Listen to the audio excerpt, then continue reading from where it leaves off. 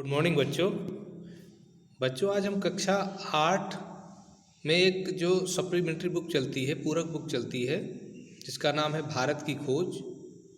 आज से हम इस पुस्तक का पहला पाठ शुरू कर रहे हैं। भारत की खोज नामक इस पुस्तक के लेखक हैं पंडित जवाहरलाल नेहरू, जो कि भारत के प्रथम प्रधानमंत्री थे। इन्होंने इस पुस्तक को 13 अप्रैल सन 1944 को लिखा था।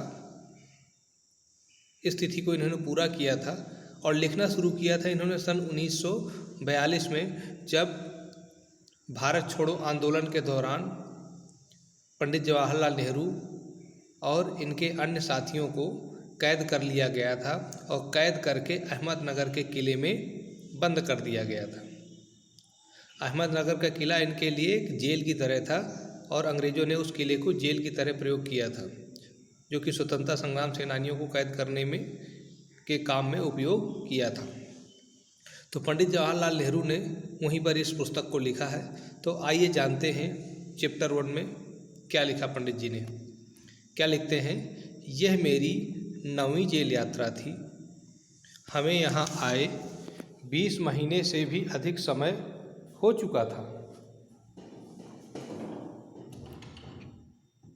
जब हम यहाँ पहुँचे तो अंधियारे आकाश में झिलमिलाते दूज के चाँद ने हमारा स्वागत किया। शुक्ल पक्ष शुरू हो चुका था। शुक्ल पक्ष बच्चों समझते हो ना आप, जिसमें पूर्णिमा आती है और चांदनी रात होती है। तब से हर बार नया चाँद उगता है तो जैसे मुझे याद दिला जाता है कि मेरे कारावास का 1 महीना और बीत गया। चाँद मेरे बंदी जीवन का स्थायी सहचर रहा है। वही मुझे इस बात की याद दिलाता है कि अंधेरे के बाद उजाला होता है। तो बच्चों, जब व्यक्ति के पास तारीख जानने का कोई तरीका नहीं होता है कि कौन सी तारीख आ गई, कौन सी तारीख चली गई, कौन सा महीना चल रहा है, तो चाँद को ही आधार बना करके लोग महीने का अनुमान कर लेते हैं। इसीलिए पंडित जी ने कहा कि चाँद बड़ा होता है, फिर छोटा होता है, फिर अमावस्या आती है, फिर पूर्णिमा आती है। इसी के आधार पर मैंने तय किया था कि मेरा 1 महीना पूरा हुआ, 2 महीना पूरा हुआ आदि। और पंडित जी ने एक बात यहाँ पे लिखा है कि अंधेरे के बाद उजाला होता है। सच में अमावस्या आती है और अमावस्या के जब 15 दिन पूरे हो जाते हैं तो फिर चांदनी रात आती है, फिर पूर्णिमा आती है। तो अंधेरे के बाद उजाला हो गया ना। लेकिन इसका एक दूसरा अर्थ, अंधेरे का अर्थ दुख है और उजाले का अर्थ सुख। यदि दुख आया है तो सुख भी आएगा, और अगर उजाला है अर्थात सुख है तो दुख भी आएगा। आइए आगे जानते हैं। यह है अहमदनगर किले का दृश्य। पंडित जवाहरलाल नेहरू को इसी किले में रखा गया था और सन 1953 में पंडित जवाहरलाल नेहरू ने अहमदनगर किले की पुनः यात्रा की थी। आज़ादी के बाद पंडित जी पुनः इस किले पर गए थे, ये देखने के लिए कि इसी किले में हमको रखा गया था, अब इसकी स्थिति क्या है। एक तरीके से स्मृति से जुड़ा हुआ था उनसे। आगे जानते हैं।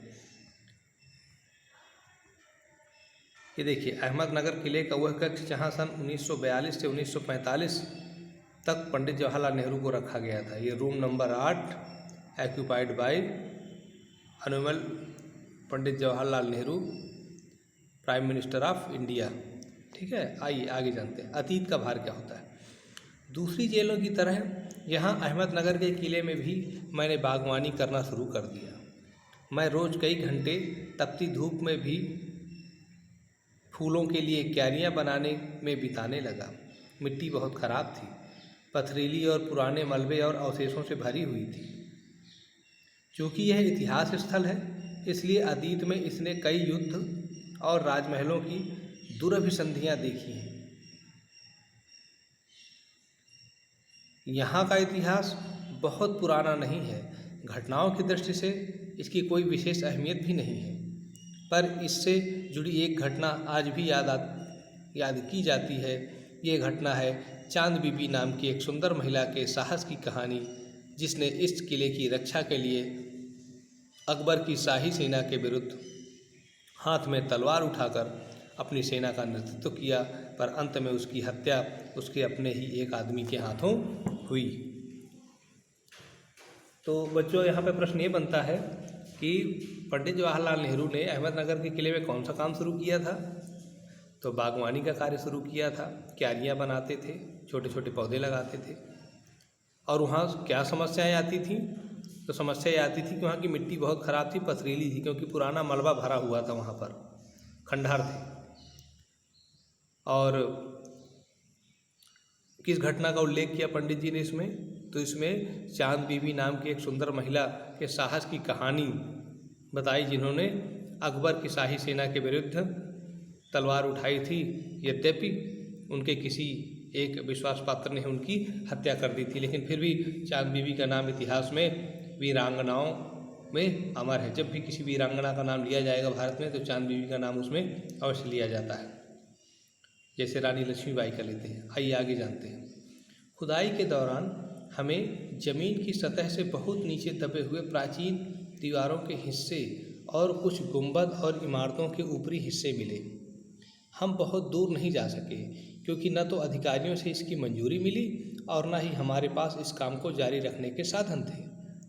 अब मैंने कुदाल छोड़कर हाथ में कलम उठा ली, पर मैं अब तक आज़ाद नहीं हो जाता, जब तक आज़ाद नहीं हो जाता और कर्म के माध्यम से वर्तमान को अपने अनुभव का हिस्सा नहीं बना लेता। बच्चों आगे हम जानेंगे, लेकिन इसमें एक चीज़ ये जान ले कि पंडित जवाहरलाल नेहरू और उनके साथी ज़मीन के नीचे खोदना तो चाहते थे, लेकिन उनको अधिकारियों ने इजाज़त नहीं दी। नीचे बहुत सारे गुंबद और इमारतें मिल रही थी, पता नहीं नीचे क्या दबा था, लेकिन अधिकारियों ने मंजूरी नहीं दी और इन्होंने आगे फिर खुदाई का काम बंद कर दिया और कुदाल छोड़कर कलम उठा लिया, अर्थात लेखन का कार्य शुरू कर दिया। फिर आगे, बना लेता मैं उसके बारे में नहीं लिख सकता, न ही पैगंबर की भूमिका अख्तियार कर मैं फिलहाल भविष्य के बारे में लिख सकता हूँ। बचा रहता है अतीत, पर मैं उसके बारे में भी किसी इतिहासकार या विद्वान की तरह विद्वत्तापूर्ण शैली में नहीं लिख सकता। मैं पहले की ही तरह अपने आज के विचारों और क्रियाकलापों के साथ संबंध स्थापित करके ही उसके बारे में कुछ लिख सकता हूँ। गेटे ने एक बार कहा था कि इस तरह का इतिहास लेखन अतीत के भारी बोझ से एक सीमा तक राहत दिलाता है। तो बच्चों ये बात उन्होंने तब लिखी जब उन्होंने अपना खुदाई उदाई का काम छोड़ दिया, लेखन का कार्य शुरू किया। तब उन्होंने सोचा कि मैं लिखूं क्या लिख सकता हूं? क्या मैं पैगंबर की भूमिका अख्तियार कर सकता हूं? पैगंबर यानी मोहम्मद साहब की तरह उपदेश देना, लोगों को उपदेश दे सकता हूं क्या भगवान की तरह? या क्या भविष्य के बारे में लिख सकता हूं? क्या मैं भविष्यवक्ता हूं? लेकिन उन्होंने कहा नहीं, मैं दोनों काम नहीं कर सकता हूं। हाँ, इतिहास जरूर लिख सकता हूं, लेकिन मैं उतना बड़ा विद्वान नहीं हूं। बच्चों, विद्वानों की बहुत बड़ी विशेषता होती है कि उनको बहुत कुछ जानकारियाँ होती हैं, लेकिन फिर भी कहते हैं कि उन्हें कुछ ज्ञान नहीं है। वैसे ही पंडित जी कर रहे थे। तो यही है अतीत का भारी बोझ कि इतना इतिहास अगर भारत का लिखना है तो भारत का अतीत ही इतना पुराना है कि उस पुराने अतीत में घुसना एक भारी दबाव को महसूस करना है। तो देखते हैं क्या दबाव महसूस करते हैं। क्या भारत का इतिहास लेखन कोई सरल काम है? दबाव भला हो या बुरा हो, दोनों तरह अभिभूत करता है। कभी कभी यह दबाव दम घोंटू होता है, खास तौर पर उन लोगों के लिए जिनकी जड़ें बहुत पुरानी सभ्यताओं में होती हैं, मसलन भारत और चीन की सभ्यताएं। सच में इनका दबाव बहुत गहरा ही होता है। देखते हैं क्या है। आखिर मेरी विरासत क्या है? अपने देश के बारे में लिख रहे हैं पंडित जवाहरलाल नेहरू। मैं किन बातों का उत्तराधिकारी हूँ? क्या उन सब का जिसमें मानवता ने दसियों हजारों साल के दौरान हासिल किया है, उनके विजयों के उल्लास का, उसकी पराजयों की दुख यंत्रणा का, मानव के उन हैरत अंगेज साहसिक कार्यों का जिनकी शुरुआत युगों पहले हुई और जो अब भी जारी है और हमें आकर्षित करती है। मैं इस सब का वारिस हूँ, साथ ही उस सब का भी जिसमें पूरी मानव जाति की साझेदारी है। हम भारतवासियों की विरासत में एक खास बात है जो अनोखी नहीं है, क्योंकि कोई व्यक्ति औरों से एकदम अलग नहीं होता है। अलबत्ता एक बात हम लोगों पर विशेष रूप से लागू होती है जो हमारे रक्त मांस और अस्थियों में समाई है, और इसी विशेषता से हमारा वर्तमान रूप है और हमारा भावी रूप बनेगा। तो बच्चों, लेखक ने लिखा कि अपनी विरासत के बारे में और अपने उत्तराधिकार के बारे में। किसके बारे में कि हजारों साल से कितनी विजय हुई भारत की, भारत कितनी बार हारा भी, कितने बड़े बड़े महान राजा हुए, कितने महान सैनिक हुए जो साहसिक कार्य किया, उन सब के बारे में लिखना और उस पूरी मानव जाति के बारे में लिखना जो कि दुनिया में एक अद्भुत संस्कृति स्थापित करती है, क्या साधारण बात है। लेकिन उन्होंने कहा कि हम सब जो भारतीय हैं उनमें एक खास बात है और वो है भारतीयता और वो है भारतीय संस्कृति। आगे क्या लिखते हैं, इसी विशिष्ट विरासत का विचार और वर्तमान पर इसे लागू करने की बात एक लंबे अरसे से मेरे मन में घर किए है। मैं इसी के बारे में लिखना चाहता हूँ। विषय की कठिनाई और जटिलता मुझे भयभीत करती है। मुझे लगता है कि मैं सतही तौर पर ही इसका स्पर्श कर सकता हूँ।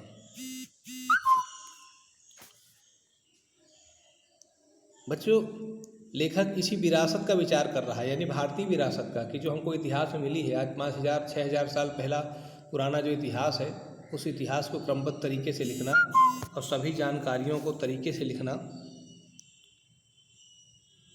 बड़ा कठिन कार्य है।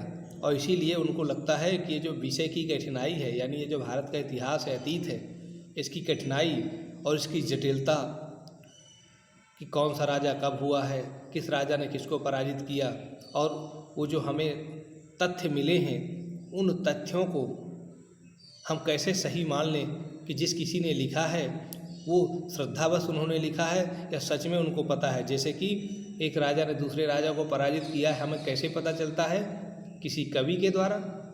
अब उस कवि ने बात को सही लिखा है या गलत लिखा है, उस कवि की किस राजा पर श्रद्धा थी और किस राजा पर अश्रद्धा थी, ऐसी जटिलताओं के बारे में लिखना बहुत कठिन कार्य है। इसीलिए पंडित जी कहते हैं कि मैं कोशिश तो करूंगा, लेकिन मुझे पूरा विश्वास है कि मैं सतही तौर पर ही इसका स्पर्श कर सकता हूं, यानी केवल ऊपर ऊपर की सामान्य बातें ही लिख सकता हूं, मैं गहराई में नहीं जा सकता हूं, मेरा अध्ययन इतना गहरा नहीं है। ये है पंडित जी की विनम्रता। तो बच्चों, आज के इस पाठ में इतना ही, शेष मैं आपको अगले पाठ में बताऊँगा। तो इस वीडियो को आप ध्यान से देखिएगा और इसी संबंधित प्रश्न हम आपसे बाद में जब एग्ज़ाम होगा तो ज़रूर करेंगे। तो ज़रूर आप इस वीडियो को देखिएगा। तो बच्चों, आज के लिए बस केवल इतना ही।